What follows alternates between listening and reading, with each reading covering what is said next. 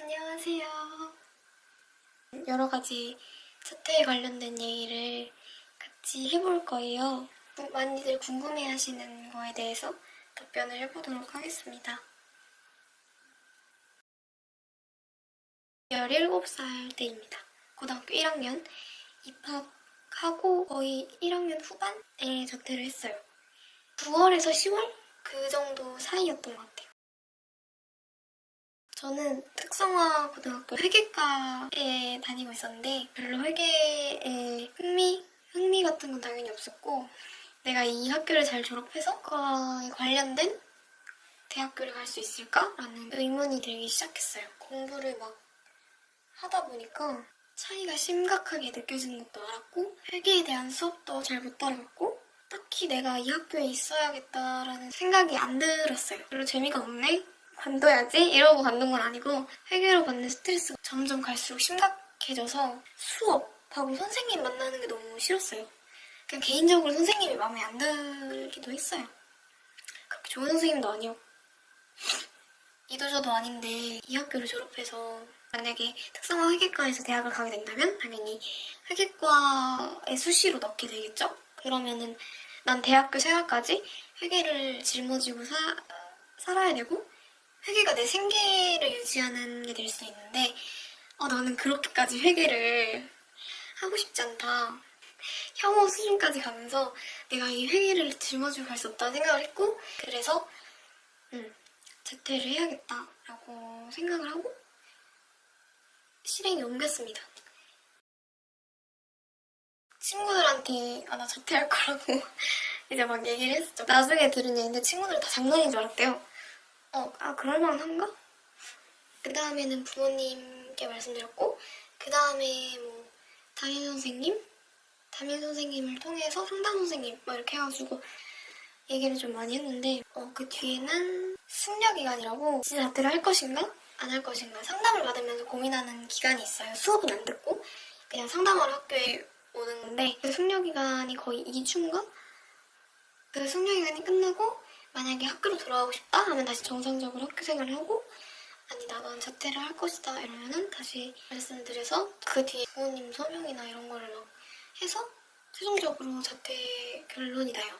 그렇게 순서가 되고 저는 얘기도 별로 안 나는 상태인데 자퇴 얘기를 하게 돼가지고 교무실 불려가서 되게 심도 있는 막 얘기도 하고 선생님한테 선생님이 자기 교본담을 얘기하시면서 자기도 옛날 학생이 뭐 자퇴 어쩌고 하는지 교무실에서 막 상담받고 또 상담쌤들이랑 상담받고 되게 막 엄청 복잡했어요. 솔직히 자퇴하는 허락을 받을 때까지 진짜 한 3주? 너무 길게 시간이 잡혀서 나를 자꾸 막 설득하려고 하고 자퇴하지 말아라 그런 얘기를 3주 동안 들으면서 너무 스트레스를 받는 거예요.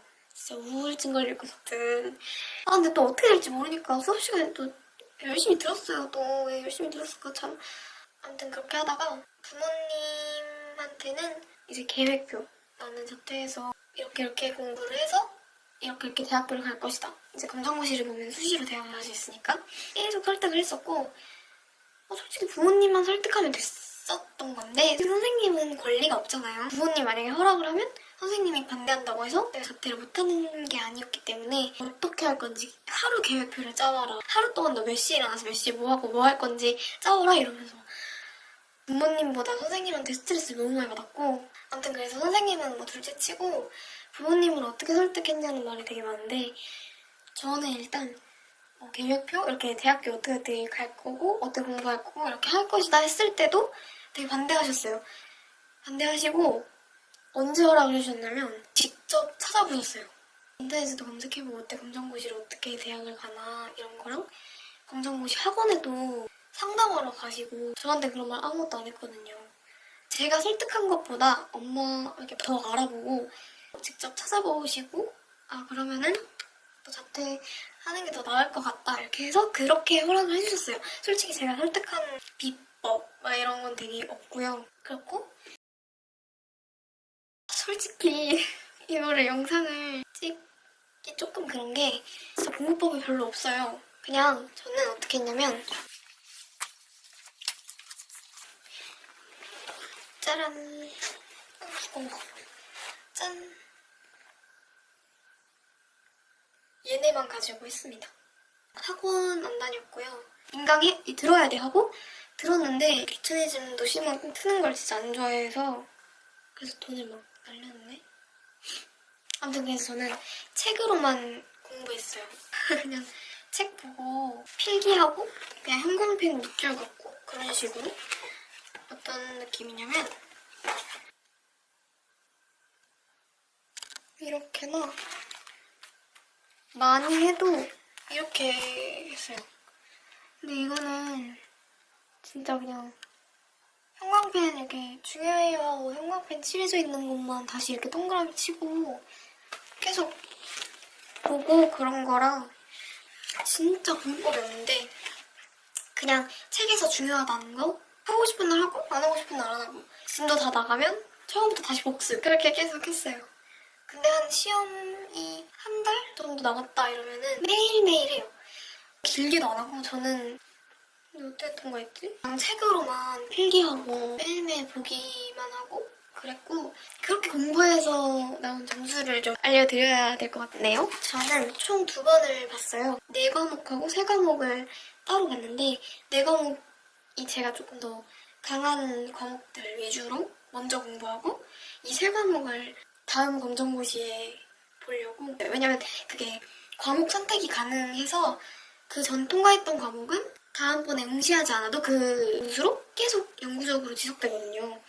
근데 원래 검정고시는 맨 처음 응시하는 때는 모든 과목을 다 봐야 해요. 그게 있어요. 필수적으로 모든 과목을 다 봐야 되고 그래서 저는 이 공부 안 한 3과목도 보기는 했는데 점수가 똥망이라 그건 못했고 무슨 과목을 봤냐면 국어, 한국사, 도덕, 사회 이렇게 약간 뭉클했죠? 도덕은 100점을 맞았고 사회 100점, 국어 88점, 한국사 92점 통과했고 이 3과목을 선택을 해서 수포자랑 영포자여서 과학 공부만 진짜 주구장창하고 그리고 수학은 책 피지도 않았고 과학은 92점이 나왔고 영어가 76, 수학이 55 이제 7과목을 모두 다 합치면 평균이 86이 나와서 근데 수학이 조금 모자라긴 한데 다시 볼 생각은 없어요. 너무 힘들어서 수학 공부하기 싫어서 일찍 자퇴하는 게 이득이에요. 6개월 미만이면 응시를 못해요. 그리고 시험 난이도, 뭐 분위기는 학교에서 보는 중간고사, 기말고사 그렇게 조용하지도 않고 그렇게 시끄럽지도 않고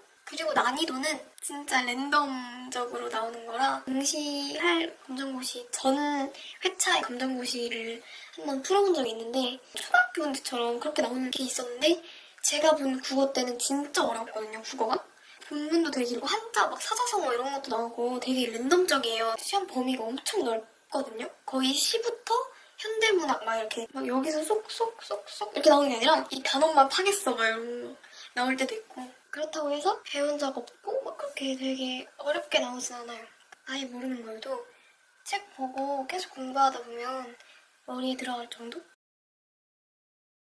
장점은 시간이 진짜 많이 생겨요. 하고 싶은 게 있어서 자퇴한 사람한테는 정말 좋은 시간인 게 그거를 마음껏 할 수 있어요. 질리도록. 질려서 관둘 수 있을 정도의 시간. 그래서 다들 이제 평일에 학교 갈 때 어디든 돌아다니고 원하는 데 가고 하고 싶은 거 하고 그럴 수 있고 공부 스트레스. 검정고시를 준비하고 있더라도 학교 다니는 것만큼의 스트레스는 좀 안 쌓이는 것 같아요. 대체적으로 다 자유로워지는 거?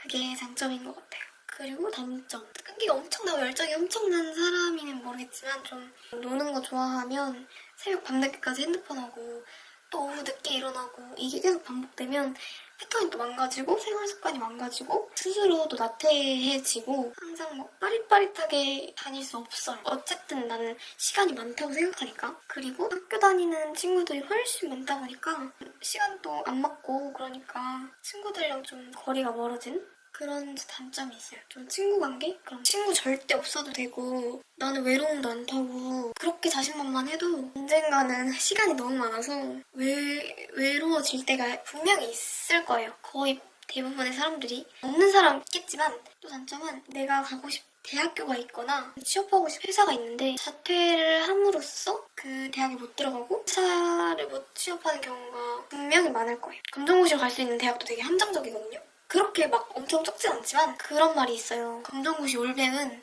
3등급이다. 대학마다 다 다르거든요. 검정고시는 등급 매기는 게. 그래서 막 3등급이다 라고 자부할 수 없지만 그런 대학이 분명 있긴 할 거예요. 고등학교 졸업만 하고 대학을 못 들어가면 훨씬 더 대학교 나온 사람들보다 불리해질 환경이 되게 많겠죠? 자퇴하기 전에 다 검색해보세요. 자기가 갈 대학하고 하고 싶은 일. 내가 이렇게 자퇴하고 검정고시 보고 잘 들어갈 수 있는지 꼭 해보세요. 꼭 후회하지 마시고. 어떻게 자퇴생 친구를 만났냐 그 질문이 있었는데 저희는 원래 친구였습니다. 중학교 1학년 때부터 만나서 올해까지 6년지기 친구인데 제가 먼저 고등학교 1학년 때 자퇴를 하고 그 친구도 같은 학교였어요. 특성화고 회계과 같은 곳이었고 2017년 자퇴였는데 그 친구는 2018년 초반 개인적으로 하고 싶은 일이 있어서 자퇴를 그 친구도 했고요. 엄청 많이 붙어 다니고 평일에도 많이 놀고 그렇습니다. 그래서 자퇴 친구를 한 게 아니라 친구였던 애가 자퇴를 한 거예요. 이거 진짜 중요한데 제가 어떤 상황인데 자퇴를 해야 될까요? 말아야 될까요? 고민하시는 분들이 되게 많아요. 저도 그랬고 근데 제가 그런 상황이시구나. 자퇴하세요. 이럴 수 있는 입장이 아니거든요.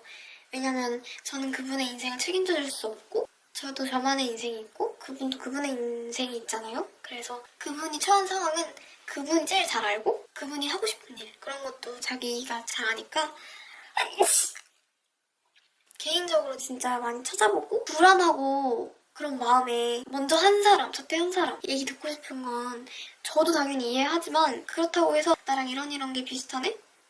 그럼 나 자퇴해버릴까? 이렇게 단정 짓지 마세요. 후회하지 않을 것 같은지 그런 것도 꼭 생각해보시고 저는 여러분들이 자퇴를 하고 말고 결정을 해드릴 권한이 절대 없습니다. 그래서 댓글에 이런 상황인데 자퇴를 해야 될까요? 라고 하시면 딱히 드릴 말씀이 없어요.